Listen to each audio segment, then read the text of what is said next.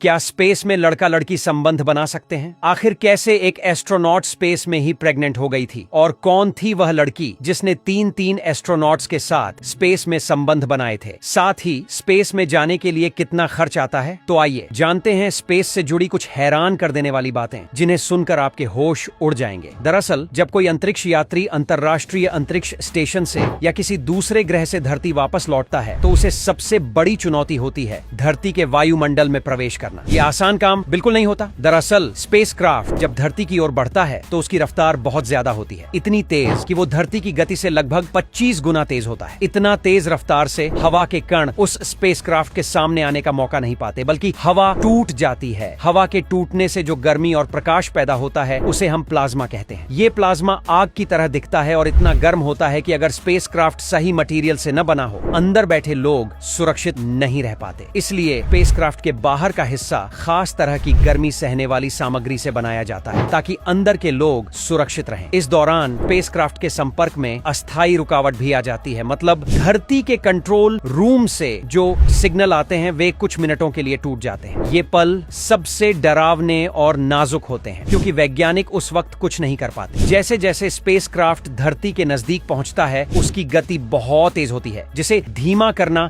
बेहद जरूरी होता है ताकि वह सुरक्षित तरीके से जमीन पर उतर सके। इसी वजह से स्पेसक्राफ्ट के नीचे बड़े बड़े पैराशूट खुलते हैं। ये पैराशूट स्पेसक्राफ्ट की रफ्तार को धीरे धीरे कम करते हैं। पैराशूट लगभग 30 मिनट तक खुला रहता है, जिससे स्पेसक्राफ्ट की रफ्तार इतनी धीमी हो जाती है कि वह नरमी से जमीन पर टकरा सके। इस समय अंतरिक्ष यात्री के शरीर पर बहुत ज्यादा दबाव पड़ता है, जिसे जी फोर्स कहते हैं। जी फोर्स मतलब गुरुत्वाकर्षण की ताकत, जो तेज गति से उतरते हुए शरीर पर असर डालती है। जब जी फोर्स 3 गुना हो जाता है तो आंखों के सामने अंधेरा छा सकता है, सुनने की क्षमता कम हो जाती है और खून सिर की तरफ तेजी से दौड़ता है। इस स्थिति में कई बार अंतरिक्ष यात्री बेहोश हो जाते हैं या तो बेहोशी के करीब पहुंच जाते हैं। अगर वो बेहोश हो गए तो उन्हें संभालना मुश्किल हो जाता है क्योंकि कैप्सूल खुद चल नहीं सकती। इसलिए ये पल सबसे ज्यादा खतरनाक होते हैं। अंत में ये अंतिम 30 मिनट मिशन की सफलता या असफलता तय करते हैं। ये समय इतना महत्वपूर्ण होता है कि हर कोई पूरी तरह चौकस रहता है। वैज्ञानिकों के लिए भी ये पल बहुत तनावपूर्ण होते हैं क्योंकि कुछ भी गलत हो सकता है। इसके अलावा